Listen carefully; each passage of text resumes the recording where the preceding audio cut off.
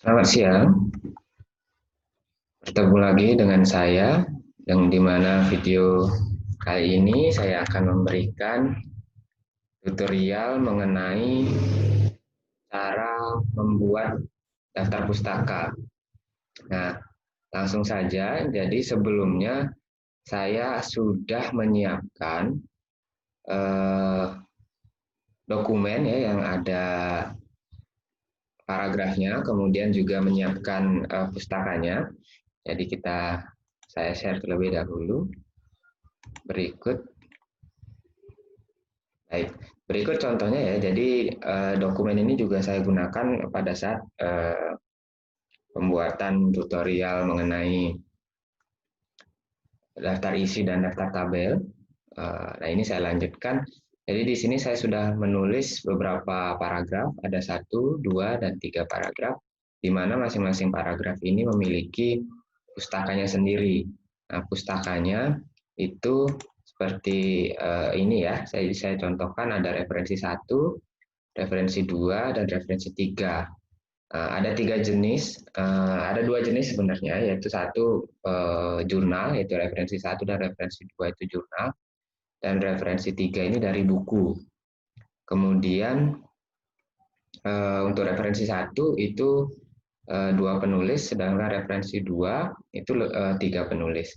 Nah, saya akan mencontohkan bagaimana membuat daftar pustaka dengan menggunakan aplikasi yang ada di Microsoft Word. Jadi nanti citasinya pada kalimat itu akan otomatis, kemudian nanti di daftar pustaka pun kita bisa memunculkannya secara otomatis dan mengatur formatnya. Bagaimana caranya? Kita langsung saja ya. Nah, misalkan untuk paragraf pertamanya ini, kita akan menggunakan referensi 1, seperti contoh yang tadi. Nah, caranya kita klik tab references ini ya. References, tab references, kita klik. Kemudian ada group citation and bibliography, kita pilih yang ini. Bagi Anda yang mungkin pernah menggunakan Mendeley, bisa juga menggunakan Mendeley.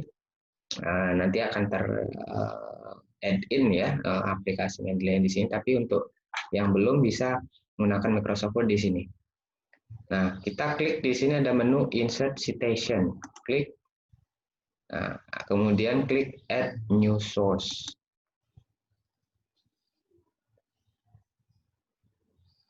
Nah, akan muncul tampilan seperti ini. Nah, kita bisa pilih tipe dari sumbernya ya, tipe dari referensinya apa, ada buku, book section, jurnal artikel, dan seterusnya. Nah, karena referensi satu seperti tadi saya sebutkan adalah dari jurnal, maka kita pilih jurnal artikel, kita klik. Nah, otomatis di sini isiannya itu muncul tersendiri ya. Nah, ini yang perlu kita isi. Sebenarnya kita bisa klik ini, show all bibliography fields, sehingga tampilannya sebenarnya lebih banyak yang bisa kita isi, dan yang ada tanda bintang ini yang direkomendasikan untuk diisi. Tapi secara simpel kita bisa hilangkan centang ini dan bisa fokus ke mengisi yang kosong-kosong ini. Baik, pertama kita isi autornya ya. Saya copy dulu autornya dari dokumen tadi. Saya paste di sini, ada Celine Knox dan Dale Whittington. Nah, jika ada lebih dari satu penulis, kita cara menulisnya adalah seperti ini. Nama pertama kita tulis lengkap, kemudian ketik titik koma, spasi, kemudian tulis nama kedua. Mungkin saya contohkan ini ya. So, misalkan Celine Knox, titik koma, spasi, Dale Whittington, seperti itu ya. Jadi nanti kalau misalkan lebih dari 2 juga titik koma lagi dan seterusnya. Kemudian corporate author di sini bisa kita centang kalau penulisnya itu bukan orang, tapi misalkan institusi, sehingga nanti di citasi itu muncul nama citasinya secara lengkap. Kita bisa caranya dengan klik ini, kemudian bisa tuliskan di sini nama citasinya. Tapi kalau nama orang, tuliskan di author di sini. Oke. Kemudian kita masukkan judulnya, judul apa, jurnalnya.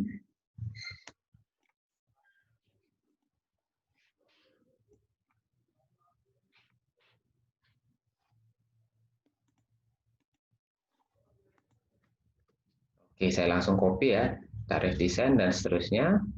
Kemudian jurnal name-nya kita bisa masukkan adalah World Development, year-nya adalah 2017, page-nya adalah 125 sampai 143, kemudian volume 91 nomor 1.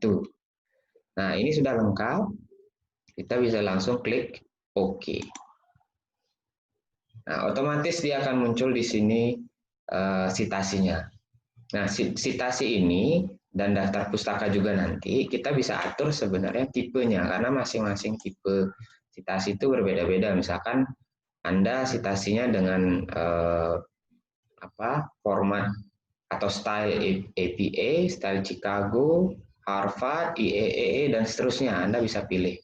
Nah, misalkan saya gunakan Chicago. Nah, otomatis ini akan berubah sendiri. Yang sebelumnya menggunakan simbol dan dia menggunakan N, misalkan seperti itu. Misalkan kita gunakan Harvard, nah otomatis seperti ini. Oke, kita gunakan referensi kedua ya. Pertama kita klik dulu di tempat penempatan referensinya, letakkan kursornya di sana.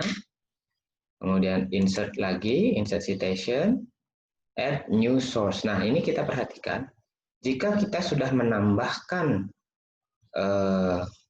satu referensi atau referensi pada citation ini, maka otomatis citasi yang sudah masuk itu akan muncul dan bisa kita citasi di kalimat yang lain. Saya contohkan dulu ya, misalkan di sini kita ingin mencantumkan citasi yang sebelumnya. Citasi yang sudah kita tulis, kita tinggal taruh kursor di sini, klik insert citation, klik yang kita pilih. Nah, misalkan seperti itu, sehingga langsung muncul. Nanti saya contohkan lagi, apabila sudah ada dua referensi ya, kita tambahkan referensi yang kedua, add new source.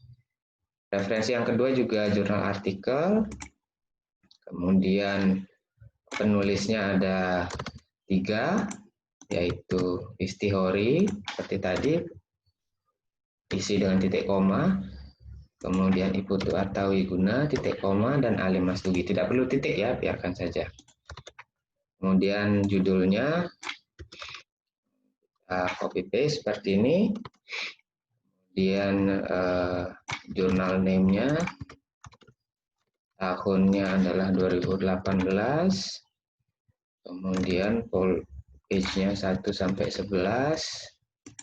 Kemudian volume 33 nomor 1. Nah, kita bisa klik OK. Nah, karena lebih dari 2 penulis, maka dia sesuai dengan style Harvard, dia tertulisnya Istihori et al. 2018. Nah, misalkan seperti tadi, apabila kita ingin menambahkan misalkan di sini, di kalimat ini, di akhir kita ingin memilih dari citasi yang sudah kita cantumkan. Kita bisa langsung klik insert citation dan pilih yang sudah tercantum di sana. Oke, misalkan Nauges dan Whittington seperti ini. Baik, satu lagi saya akan mencontohkan sumber dari buku ya, sumber dari buku. Kita klik insert citation, add new source, kemudian klik book ya, autornya kita paste.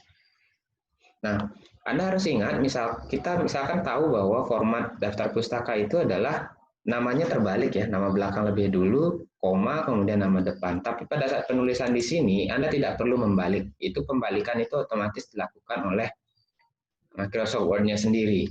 Jadi Anda tulis nama lengkapnya sesuai dengan nama sebenarnya di sini ya. Baik.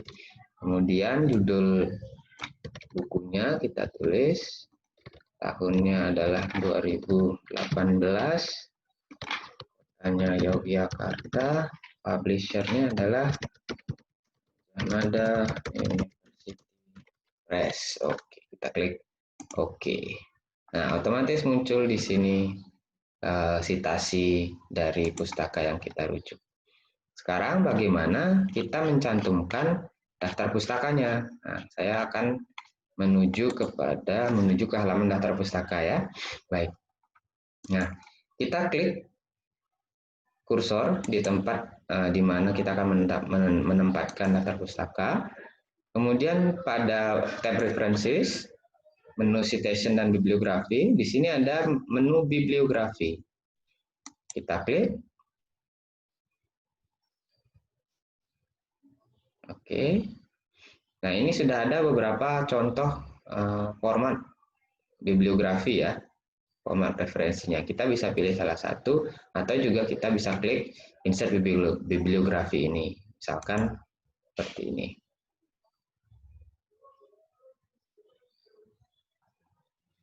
Baik, masih loading ya.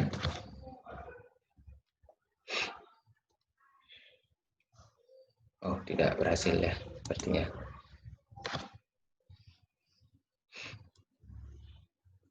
Kita ulang aja ya, kita gunakan misalkan contoh yang ini.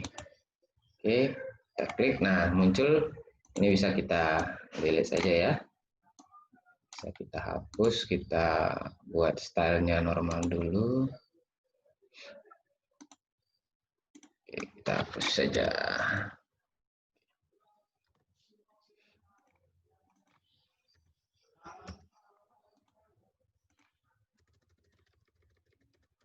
Oke. Nah, ini sudah muncul dari 3 daftar pustaka yang tadi sudah kita masukkan. Kita bisa setting, atur fontnya, misalkan Times New Roman, ukuran 12. Kita bisa atur juga indennya gitu ya, atau paragrafnya. Misalkan 1,5 line, 6 poin, kemudian justify, misalkan seperti itu.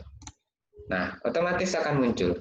Nah, dengan menggunakan daftar pustaka otomatis dari Microsoft Word ini, kita meminimalisir kesalahan dalam pencantuman sitasi dan daftar pustaka. Sering terjadi, misalkan ada di sitasi, tapi di daftar pustaka tidak ada.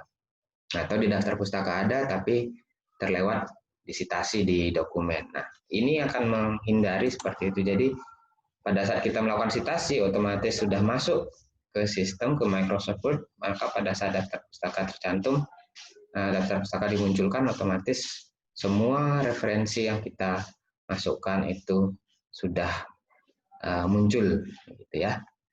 Baik, demikian video mengenai pembuatan daftar pustaka menggunakan Microsoft Word.